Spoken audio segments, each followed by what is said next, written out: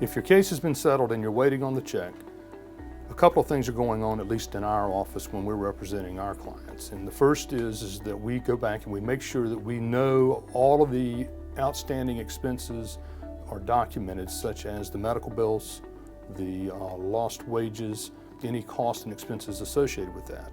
In addition to making sure that the doctors and the hospitals have been paid, you want to make sure that there's not somebody else out there that is claiming a reimbursement or a subrogation, as it is known. For example, if you have health insurance with Blue Cross and Blue Shield, they have a provision in their policy that frequently provides for reimbursement of whatever they paid that arose out of this claim against a third party.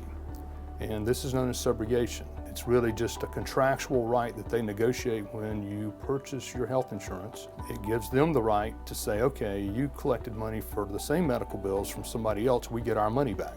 What we do in this process is we go back and one, to make sure they're not claiming reimbursement for something that's not related. Secondly, we try to negotiate with them through that process. And that's a complicated process. It depends on whether it was a private health insurance policy or one that was secured through an employer under the federal statute known as ERISA. And if it is a federal-based plan under ERISA, if it's an insured plan, we can still invoke the South Carolina insurance laws, which will require the health insurance company to negotiate with us. But that's usually a second negotiation that takes place in a case once the case has reached conclusion. So we get the check, we find out who we owe and who we have to pay. We write checks for those. We go over those with our client, get their consent and cooperation. The client signs a release in favor of the insurance company and the at-fault driver, and we release the balance of the settlement proceeds to the client.